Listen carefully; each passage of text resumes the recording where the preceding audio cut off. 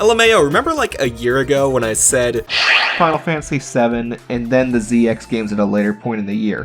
Whoops, whoa, that didn't fucking happen. So here's the thing, I keep a list of video ideas internally in my head instead of on paper like an unprofessional jackass, and ZX just was not on that list for, at least since this year started. As big of a Mega Man fan that I am, I actually have a pretty small history with the ZX games. I regularly replay titles from the classic X and Zero series, but until now, I've only played ZX once when I was in high school, and as of writing this sentence, I'm only about midway through my first playthrough of ZX Advent. So needless to say, I'm not as invested in the ZX series as I am the Zero or X games. Speaking of, while my Zero video I did a year ago is a little rough around the edges compared to my newer work, I would recommend you watch that before this video if you're unfamiliar with the Mega Man franchise. Now, as I said at the end of my Mega Man Zero video, yeah, testing you here, much of the classic X and Zero stories ended in Zero 4, which ZX uses to its advantage. ZX is a story of rebirth, not by ignoring what came before, but by embracing those who died in the wars to reach this point. It's seen in both the main story and the numerous references to previous series. The ZX games were one of the biggest shakeups to the 2D Mega Man formula, as it was meant to reinvent itself for the jump to the Nintendo DS. Though funnily enough,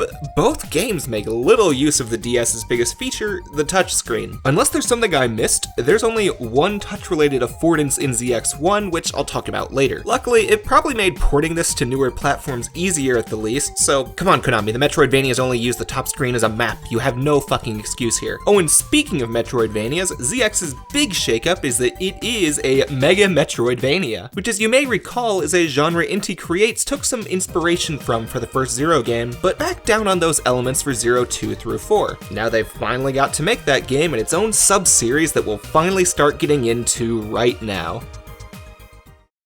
What you might notice first with Mega Man ZX is that you actually get to select whether you play as the boy character Vent or the girl character Aile, both of whom are humans and neither of which have any known connections to Dr. Light or Dr. Wily unless ZX Advent changes that. They're both pretty self-inserty with only the tiny littlest bit of characterization for each, and both fit into typical boy-girl stereotypes, with Vent being more hot-headed and determined while Aile is more modest, though she also has some airheaded moments. Their stories don't have any major differences, the only changes are some flavor text and what pieces of lore are revealed to you. So if you're a Mega Man fan, it's worth playing as both. If not, you make the choice. Depending on who you pick, one completely replaces the other character in the canon. Your decision decides which character exists in the lore, while the other just doesn't. As such, it's pretty reasonable to assume that anything revealed in one story crosses over into the other characters. Unless a contradiction exists, but to my knowledge, none of them do. For time's sake, I'm gonna discuss the game as though Aile were the main character because I played as her first and have more footage of it. But I'll still bring up any Vent-type thoughts when I see fit because I did play it as him as well. And actually, for first-time players, I'd actually recommend playing as Vent first, since the lore it reveals to you is closer to post-Zero series content, which makes it a cleaner transition than Aile's playthrough, which reveals more pre-ZX lore. And while I'm not as in touch with online discussion as I used to be, there was one point when people actually debated whether both characters could exist, and that maybe the singularity aspect was just a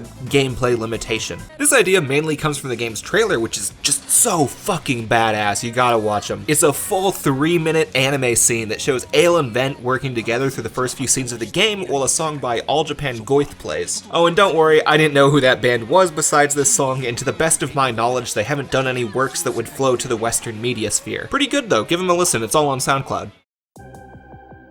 Anyway, back to the game, Aile starts her story as an employee for Zero Express, currently on their way to deliver an important package. Her boss, a reploid named Zero, says that it's meant for a private military group called the Guardians. Now, Zero has actually been caring for and employing Aile since she lost her mother in a Maverick raid 10 years ago, which Slither Inc. didn't stop in time, making Aile question their legitimacy despite how much they've done for the country. This simple exposition-fueled cutscene comes to a halt when some Mavericks attack them, causing the two to separate as well as the package. Aile falls into a forest where she meets the Guardians they were bringing the package to right before a giant snake attacks them. It seems like the end, but then the package they were transporting mega merges with Aile to turn her into a Mega Man, thus allowing her to save the Guardians, including the leader named Prairie. Now this here is Biometal Model X. As the heroes of yesteryear are long gone at this point, and mostly forgotten, their power and spirits have been duplicated into the forms of biometals, with this one representing, pretty obviously, Mega Man X. However, don't mistake make these for those characters themselves. It's not like the Mega Man X Cyber Elf who was Mega Man X. This is a different being that simply represents X's values. And luckily, he helps Aile go from only having the ability to jump and crawl to having all of the powers of a base Mega Man X plus a double charge shot kind of like X2. With this X form, we can now start the real meat. No wait, just kidding. We're gonna grind to an extreme fucking halt. Unlike the X or Zero series, the intro stage doesn't lead us directly into the Maverick fights. Instead, the Guardians give us 2 missions we can pick from a menu similar to 0-1. Both of these act as an intro to the types of missions in ZX, which are optional ones where you do some side quest type bullshit, and main quest missions where you go through a stage and fight a boss called Pseudoroids, just like any other Mega Man game. I'll get back to my gripes with both of these mission types in a bit, because they have separate problems from each other. During the course of these intro missions, we gain the trust of the Guardians and learn that Aile's boss, Zero, has hosted Biometal Model Z. You're a smart kid, you can figure out who the fuck that represents. They don't specify how long Zero's had it, but since he's well acquainted with the Guardians, it's clear he's had it for a while, which is funny in Vent's story because he actually pretends as though he just got it. And now seeing Zero with his power brings up an interesting thing with our protagonists. In the ZX series, Mega Man is not a person, it is a title. It's been at least 200 years since the Zero series, 300 minimum since X, and 100 more than that since the classic series. People don't really know who these two are, giving time for the word Mega Man to change meaning. ZX isn't actually the first time Mega Man was a title, as Legends did the same thing, though Legends takes place thousands of years after this series, so ZX actually works as somewhat of a bridge, or at least as bridge as it can bridge when there's 5,500 years minimum between the two series. And just to reiterate, connections to a biometal does not make you into the character it represents, which I'll tell you now consists of X, Zero, and the 4 Guardians from the Zero series. It just makes you into a Mega Man with the power of those heroes. It's honestly a little silly when you think about it, but they play it pretty straight, so I'm capable of taking it straight. It reminds me a bit of Digimon Frontier, to be honest. And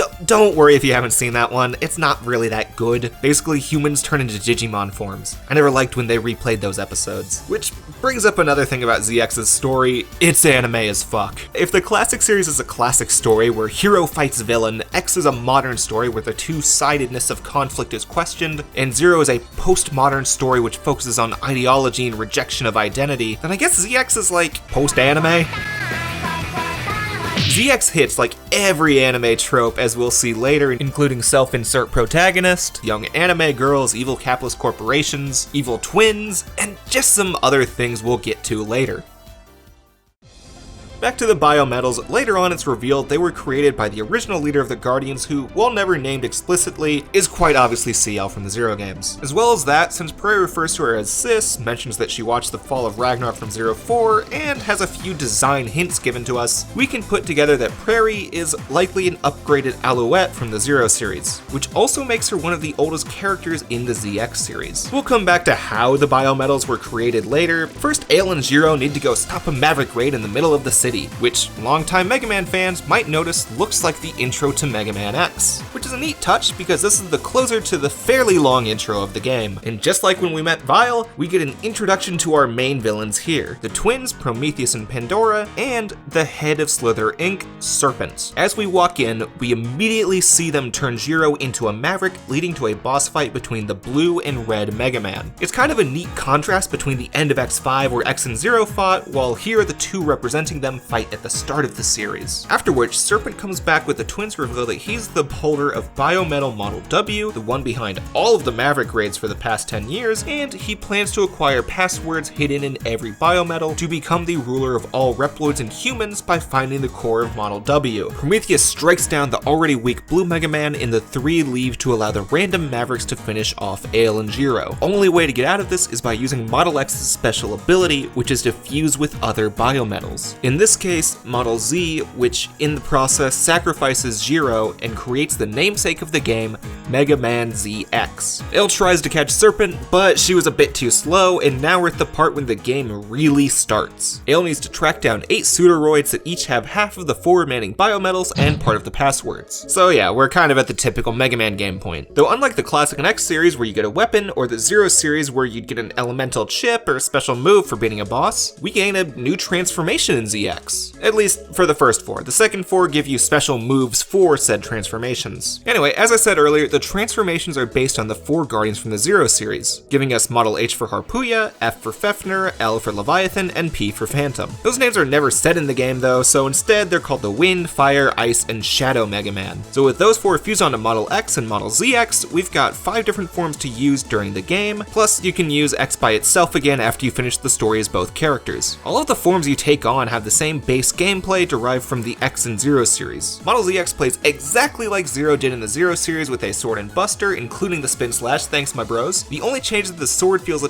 tad bit weaker than Zero's, while the buster feels a bit stronger. As it's meant to be the strength of both X and Zero combined, it makes sense since neither overtakes the other. Now, Model PX uses a projectile kunai knife as well as a shuriken boomerang when charged. And then for the super move, you get like this shield thing that's honestly pretty useful. None of PX's moves are all that strong, to be honest, and more of its appeal comes from the ability to grapple onto ceilings and have a map on the bottom screen. The point of PX is to have a better idea of the rooms you're in, not to do a lot of damage. Now, Model LX coming from Leviathan means it's ice and water based. On top of the regular halberd slash, it allows for a spammable spinning slash underwater and faster water mobility. The downside is it's hella lame on land since you've just got the one slow halberd slash. Its super move is this ice dragon that tracks your foes, which is actually usable on land, but I still found it more useful to use any of the other forms. The Fire Biometal FX is actually kinda unique. It's, to the best of my knowledge, the only part of ZX1 that makes use of the touchscreen. You see, FX has 2 projectile arms that shoot a fire-based attack. It can be charged or not, your choice. The neat thing is that in the pause menu, you can change what direction the shot takes on the bottom screen. It's a neat idea that I'm sure other people can make more use of than I did, but I ended up mostly just using Model FX for breaking weak walls. Now the final form is Model HX, which is just easily my second favorite after ZX. It has 2 types of slashes, an electric charge shot, and a whirling super move that can wreck some fights. And actually, they don't do a lot of damage, so typically for combat I will just stick to ZX, but holy shit is the movement on it great. It's the only form with an air dash, which you can do left, right, and upwards like X3, plus it has a hover, and on top of that,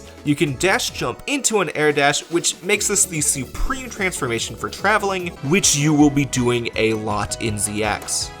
The extra forms definitely have something going for them. None completely change the base Mega Man formula, so your fundamental playstyle isn't changed. The main issue for me, which I'm sure other players might feel differently, is that none of them are as versatile as Model ZX is, and thus become mostly situational. The only exception is Model HX, which became the travel bitch form, which is also a good segue back to ZX's biggest issue, the structure. Going back to the 8 Pseudoroid stages themselves, we can start seeing where the Metroidvania-like structure starts to fall apart.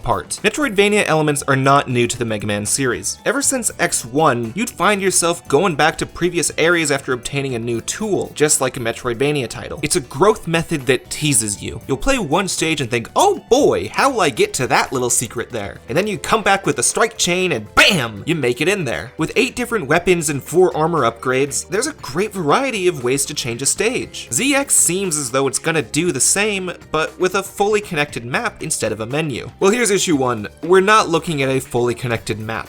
The stages themselves are still disconnected Mega Man levels. These blue outlined areas are the interconnected parts of the map, while these red outlined parts are the real Mega Man stages that act no different from the X or Zero games. The only thing making them different is that you have to A, find them, which just pull up a map online, and B, they are long as shit and filled with a lot of cheap deaths, which is only exacerbated by the small amount of extra lives you can find. And like Symphony of the Night, which if this game wants to be a Metroidvania, I will compare it to one, getting a game over sends you back to your last save point, or you can choose to go back to the start of the mission, which was at a save point anyway. And while Symphony of the Night only had 1 life, that game also gave you way more health and doesn't have instant death everywhere. This problem I'm not going to stress too much because it's 2021 and I doubt many of y'all are planning to play this on DS hardware. So if you're on an emulator, make use of save states pretty often, and if you're playing on the new collection, turn on the neat little save assist mode, which puts checkpoints at reasonable points of the stage and doesn't reduce your life count anytime you die. This really feels like them just saying sorry for all the cheapness in Mega Man ZX. Save assist is also an option in the Zero games, but those stages are normally shorter, so I didn't feel as inclined to use them as I am with ZX. Now with finding things, boy, this just plays into a system ZX really messed up, and that's the subquest. So areas C and X are comparable to the bases from the Zero games. We can talk to civilians and guardians, but now they give out side quests. These side quests reward you with E-crystals crystals and upgrade chips kind of similar to 03's, though we can actually stack them this time, and one that rewards you with a sub-tank at random after many redos, so I just gave up eventually on that. What makes these side quests just straight up not fun for me is that you can only have one active quest at a time. Comparing this to JRPGs for a minute, normally they let you have as many active side quests on at a time via either a list or just the internal knowledge that they're going on. This gives the player the freedom to manage their time wisely by getting 2 or 3 quests done at the same time in one area, or even just accidentally finishing the quest while accomplishing other tasks. With only one quest active at a time, the backtracking amount is raised by an insurmountable degree. Here's an example. After obtaining both halves of Model FX, there's 2 separate fetch quests that these two in Area X, who are right next to each other, can give you that involve running through Area K that you can't do simultaneously. They are by all means the exact same quest, but instead of letting me do one run through of the area, I have to do it twice because of the arbitrary one subquest at a time system. Oh, and another annoying thing. So throughout the game, you've got the warp save points, right? These things are just spread around so goddamn poorly. And boy,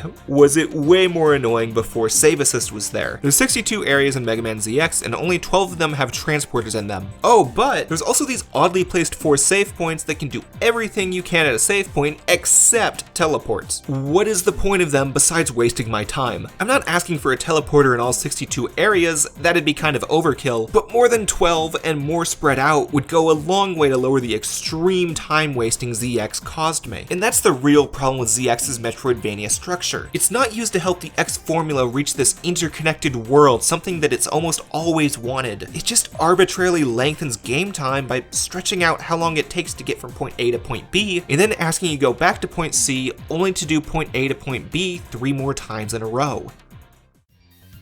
Oh, Jesus Christ. I don't want to go back to story on a sour note, so I did save something gameplay-wise I like. And that's the boss fights. The difficulty of them varies pretty drastically, but all of them have at least one thing that makes you think with them, and that's the ranking system. Each of the Pseudoroids have a weak point on them which houses their biometal half they hold. Depending on how many times you hit the weak point decides how damaged the biometal half will be when Aile gets it, and the only way to repair them is by paying a bunch of E-crystals to the scientists back at the Guardians HQ, which means the better you do, the less you have to do side quests. Back when I played the game in high school on the DS, it was so annoying because messing it up meant you had to go back to the previous save point and redoing the whole stage, but with Save Assist on, I can keep trying them over and over, learning their patterns inside and out. I ended up getting level 4 victory on all but 2 of the Pseudoroids, so I naturally had enough E-crystals to pay for the rest of the repairs. I should also point out that the ZX bosses don't stagger as badly as many X or Zero bosses when you hit them with their weakness, which makes using the forms of your choice more of an option. With only a few exceptions, I just stuck with Model ZX since it was the one I felt most comfortable with.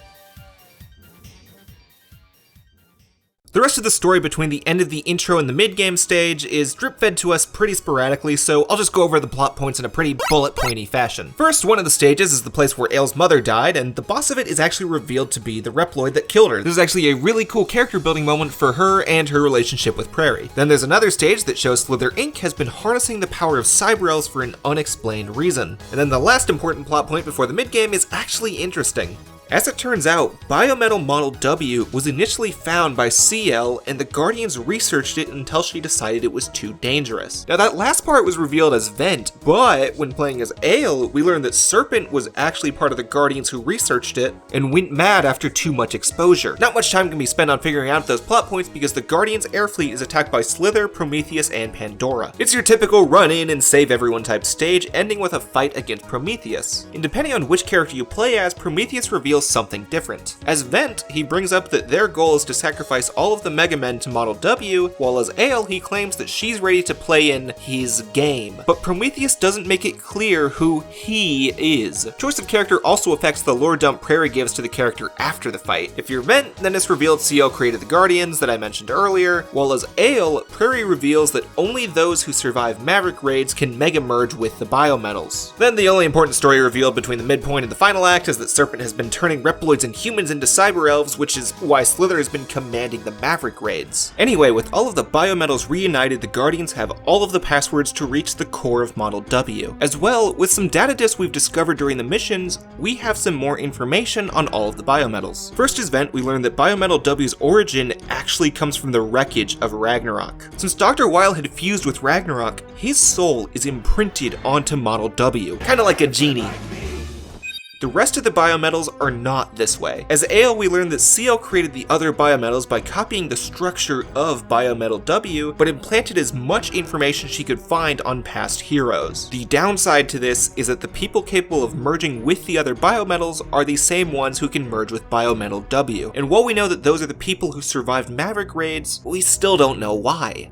The biometals open the door to Model W, but once we reach it, we find Serpent and Pandora beat Aile to it. And we also see that Model W is fucking huge, oh my god. Serpent takes the giant Model W after a fight with Pandora, who then states that neither Mega Man ZX or Serpent can stop their destiny of destruction. With 2 stages left, we have Serpent at Slither Inc. headquarters, while Prometheus and Pandora are staging an attack on the city. When up against Prometheus and Pandora at the same time, they reveal that they've actually been playing Serpent and that he's actually too weak to handle the entirety of Model W. They only need Serpent to fight Mega Man ZX to find out who the strongest one is. And after they're defeated, they leave and don't show up again until ZX Advent, meaning that for today's concerned, all that's left is Serpent. Slither Inc. is situated within this giant tower at the center of the city that's been prominent throughout the game. As a final stage, it's got your typical boss rush, long hallways ripe for energy grinding, and holy shit, that's a lot of cyber elves. As we square up to Serpent, he reveals that what's powered the biometals has been rampant emotions. For Model W, that means fear,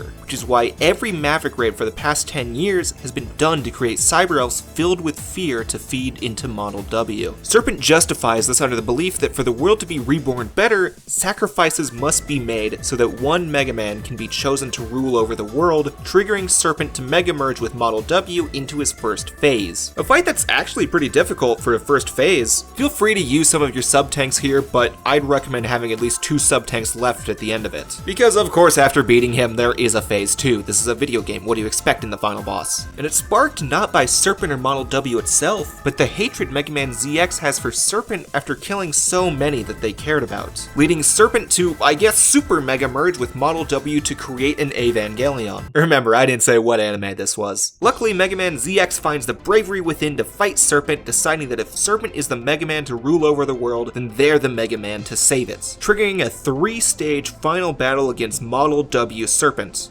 Oh wow, it's got Logon in there too. After Mega Man ZX strikes the finishing blow, the mecha states that the blood of the man that created Model W flows within Mega Man ZX. If they keep fighting against it, they only impede the progression of eliminating war. No matter what, the destiny of destruction will occur. Some of this not seeming like ideas Serpent should have known, leaving us to question how much of what we fought was Serpent and how much was Model W as the tower collapses onto the city. As it falls, the power of the 6 biometals saves Mega Man ZX from the debris of the falling building, and on their way out, Jiro appears in Cyber Elf form to give ZX the peace of mind that there's nothing wrong with protecting whoever they can, and that bloodlines truly mean nothing. With one final goodbye to Jiro, Mega Man ZX finds the resolve to continue the fight with Prairie and the Guardians, ending the game on a more sweet than bitter moment, especially with that staple Mega Man leftward run home. Our only worry is the knowledge that Prometheus and Pandora are out there with someone even stronger than them pulling the strings. A plotline that ZX Advent follows up on, but I'm still not done playing that at the time of writing this, so shh, no spoilers. Mega Man ZX is one of the more interesting shakeups to the Mega Man formula to me. As the Zero series put a cap on the previous plotlines, it had to rebirth the ideas of what it meant to be a Mega Man. It makes something that's certainly more rich if you have the knowledge of the X and Zero series, though it still works as a possible jumping on point. I still feel as though they really flubbed the Metroidvania structure, however. Instead of a rich world that I'm inclined to discover more of, I find myself running through the same few rooms over and over again. I will say right now, for as far as I am in Advent, it fixes these issues substantially, and the save assist in the new collections minimizes backtracking about as well as it could have. Do not feel bad about using them in the ZX games. It really just brings the experience up so much. As it is, Mega Man ZX is an alright first attempt for a shakeup to a formula which at the time was running stale. Anyways, next time I look at Mega Man, it'll be with ZX Advent to see how exactly it improves upon the idea of a Metroidvania Mega Man title.